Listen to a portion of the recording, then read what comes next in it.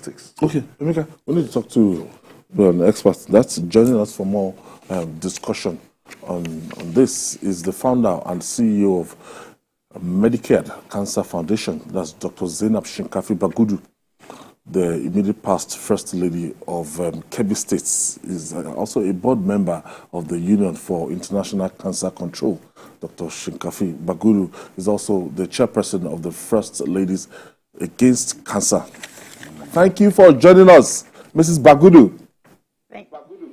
Good afternoon. Thank you for having me. Good afternoon, everyone. Good afternoon, yes. It's a pleasure to listen to the group of you discussing cancer with such knowledge.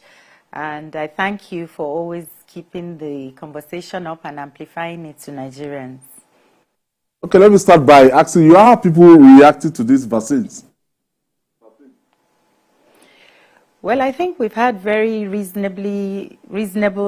good reaction. A lot of girls who are the primary targets, aged 9 to 14, have been receiving it.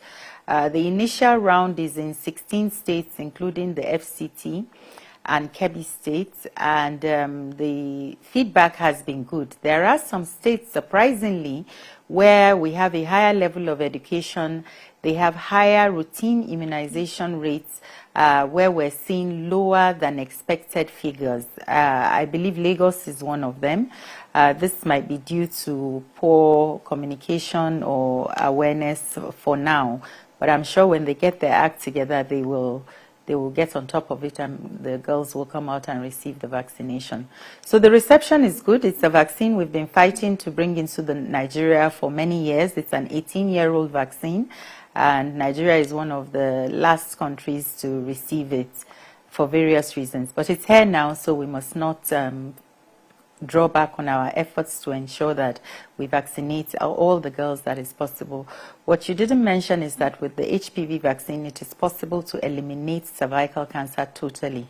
It is the one cancer that can be eradicated and stopped, not just to zero level, lower levels, but to eradicate it. And the WHO has a program, an initiative, which is called the 90-70-90 initiative, whereby it is advised that 90% of girls are vaccinated, 70% of women of eligible age are screened at the appropriate time, and 90% of any detected lesions are treated early. If we employ these three measures, there are countries that have done it, including Rwanda right here in Africa. So if we employ these three measures, it is possible to eliminate cervical cancer. Dr. Bagudu, Nigeria is said to have one of the highest mortality rates in the world from cancer.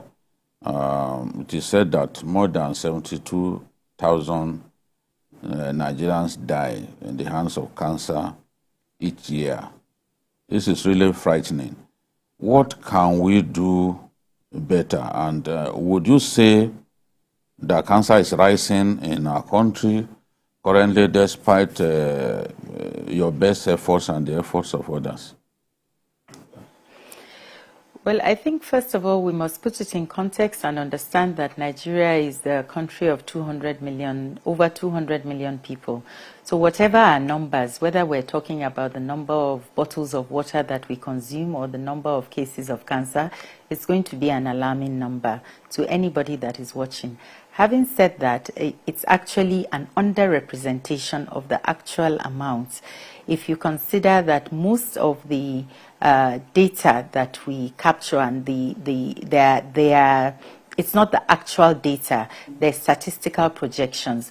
We do not have functional cancer registries in every country, every state in the country.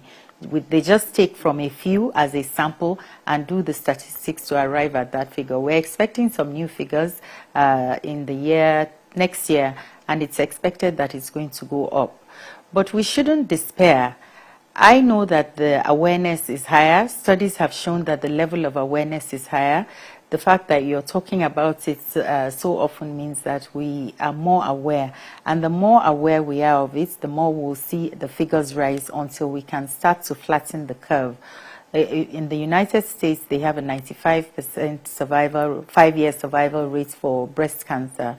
So, but we are, at, like you rightly said, very dismal level. Over 70% of the cases that we see end up in death.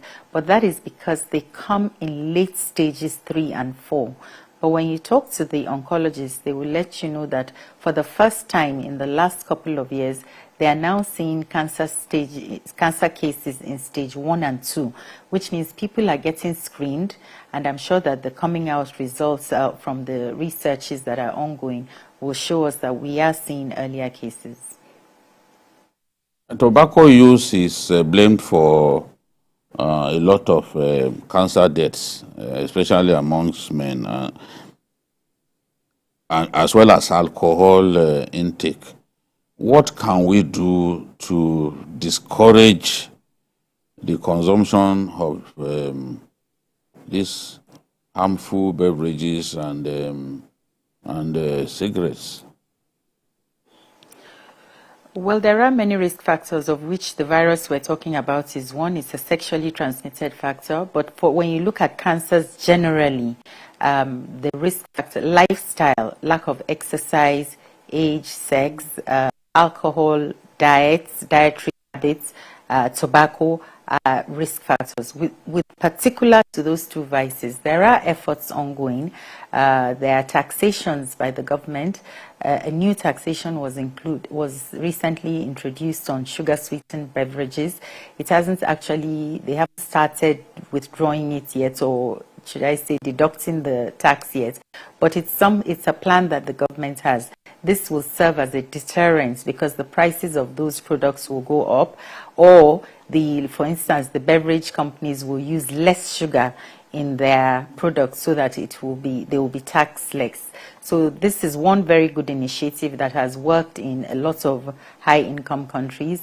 And what they do is they earmark the funds to non-communicable diseases. The taxation, the revenue that accrues from that taxation will go to non-communicable diseases. And that's why we must call on the government to keep to its word and ensure that those funds, that tax actually goes to treatment of these cases of cancer, diabetes, hypertension, obesity that is associated with the use of sugar-sweetened beverages. The same thing for alcohol, but the alcohol tax in Nigeria is actually very low, as well as that of tobacco. What I think that we really need to focus on is awareness and education, particularly through efforts of people like you. In our rural areas, the big tobacco companies are still able to target underage children. We don't have the right laws and we don't have the right level of enforcement. A child of 12 can buy a packet of cigarettes without anybody asking for any ID. Whatever your age, nobody asks you for ID to buy anything in Nigeria anyway. So if we try to enforce those kind of regulations, but if you remember, there was a time when we could buy any medicine in the pharmacy, but now more and more we're reaching a level of, should I say, progress whereby the pharmacist will tell you that you cannot buy this without a prescription. So if we get to that level with awareness, with the right pressure, we have the laws already, but they're not being implemented as they should be. And then media, targeting young people, the use of e-cigarettes, making them into colorful, flavors and colors. These are all efforts that are ongoing and that the producers do, and we don't counter them with enough. In the UK recently, and I believe New Zealand has also passed that law. They passed a law whereby any child born after a certain year, for the UK I think it's next year coming, will never in his or her lifetime, be able to buy cigarettes. It's just the law, and that's it.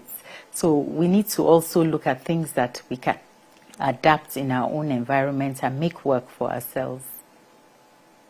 Yeah, Doctor, I would like you to enlighten us more about the relationship between cervical cancer and breast cancer. I'm using my mother's case as an example. She died in 2017, breast cancer. But I think it started from cervical, it started as cervical cancer and later jumped to the breast. So this initiative is laudable. So I want you to really shed, light on the relationship so as to encourage as many girls as possible and parents to also allow their daughters to go through this vaccination. Yeah. Well, the relationship is none beyond that. Number one, she's a woman and she's of that age that you can develop these two cancers. Secondly, once a person has had cancer, he or she has a higher chance of having another type of cancer, even without metastasis. So it means that cancer is actually a disease that is caused by an interplay between the genetics and the immune system and some environmental factors. So you will see that some people will smoke all their lives, be exposed to the same toxins, and they will never develop cancer, whereas others do. So it means that there's something in their genes that makes them, or in the way their genomic makeup is made up, that makes them more susceptible and vulnerable to getting cancer. Cancer is just an abnormality of cell division. Instead of being controlled, the cells divide in an uncontrollable manner, and there is no control. So that makes it become either malignant or benign, and it's the malignant one that we worry about. So when a woman has had these two cancers, in all likelihood, if one were to look into her genes, her genomic makeup, then you will find that there's something there. And for such women, there are tests available which we advise their daughters to have, and I hope your sisters are listening if you have any. There are some women that are more susceptible to having this cancer. It's called the BRCA1 or 2 gene. If they carry that gene, then they are more likely to have ovarian cancer and some other cancers. And there's been a lot of research by very highly experienced people, including Nigerian Professor Fumilayo Olopade, who was once an advisor to President Obama.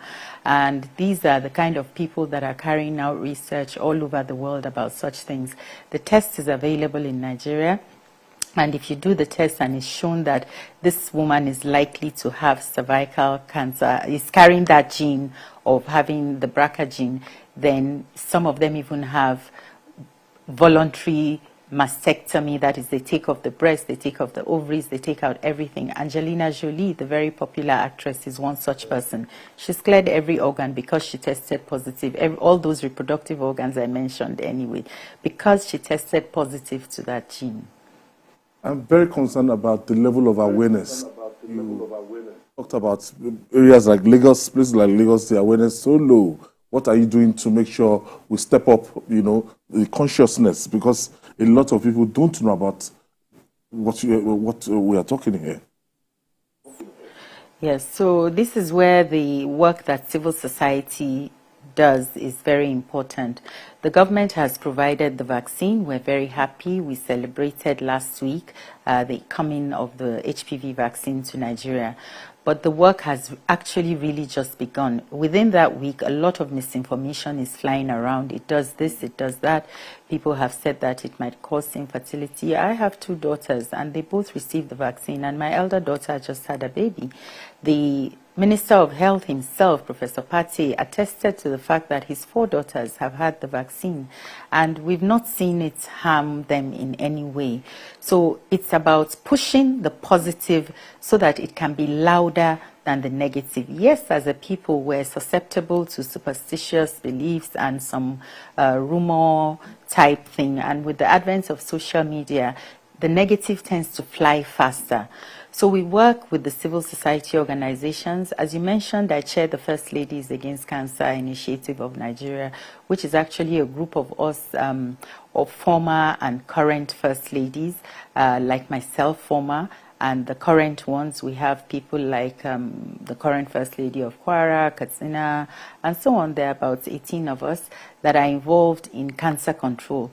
And what we do is we work in our various states to make sure that the message through our NGOs, it's not through government, it's not funded by government. So we work through our NGOs to ensure that the messages are passed on.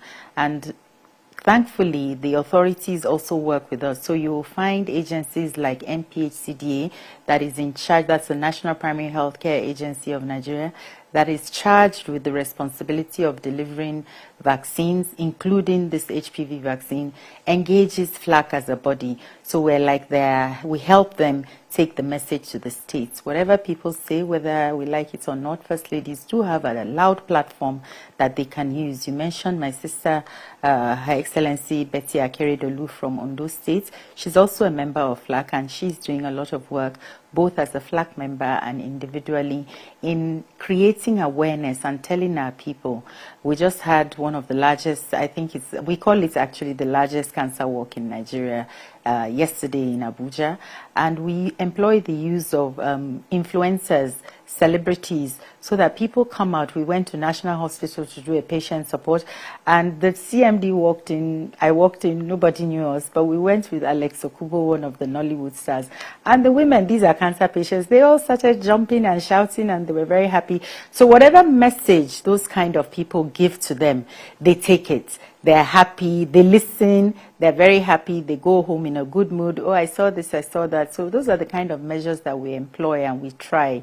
Not a high number of our people are educated, not a high number have access to TV like we're doing now, but a very high proportion listen to the radio. So that's another good means that we always employ in our local dialects.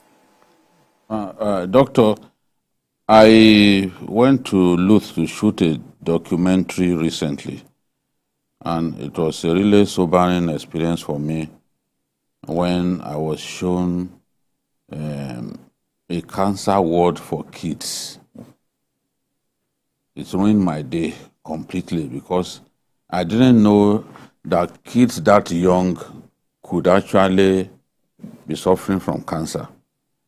What really triggers cancer in kids as young as 9 years, 10 years, or even younger than that? What could be the problem? What's going on? Yes, I heard you say that the commonest cancer in children are leukemias and lymphomas. And I mentioned, I also went on a visit to National Hospital on Friday, which is our own Luth in Abuja, and I was moved as well. I'm a pediatrician trained, but what I saw on that ward, honestly, I was really, really moved. I saw 9-month-old children, a baby with cancer of the, it's not even one of the common ones, of the bladder. There was another one with cancer of the ovaries, exactly, and she presented with a vaginal protrusion. So, number one, that is moving. Number two, I was highly impressed by the acumen of the medical doctors that made that diagnosis. The thing about cancer in children is that it is very difficult to diagnose. And it's no one's fault, but our fault as medical practitioners. It is highly curable. The leukemias and lymphomas that I mentioned, it has a 95% cure rate, from 70% and above, with the right medication, which we have and is available. But you have to give it to them. Unfortunately, when they present, you know, children, they don't talk. They present with fever, lethargy, weight loss, and most of the time they're given repeated treatments for fever, malaria infection, and until it becomes catastrophic before people start to think of cancer. So late detection or no detection at all and lack of awareness amongst the healthcare professional is one of the major factors that makes the cure rate of cancer in children in low middle income countries like ours in the region of 20 to 25%. Your question was actually what causes it. Again, it's a factor of the immune system, and I don't want to say inherited, but in children it's not usually born out of environmental toxin or a virus. There are some that have been associated with some virus in like Epstein-Barr virus, EBV, in areas, malaria endemic areas. So you see a lot of Burkitt's lymphoma, which is when you see, sometimes you see them on the streets going around with huge lumps. And that is a cancer that is associated with us.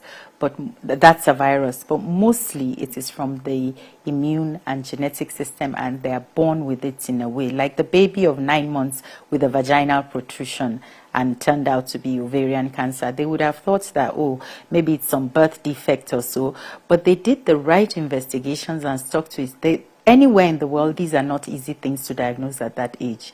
So I want to use this opportunity to shout out to the doctors that they did that, and the whole team, the whole oncology team.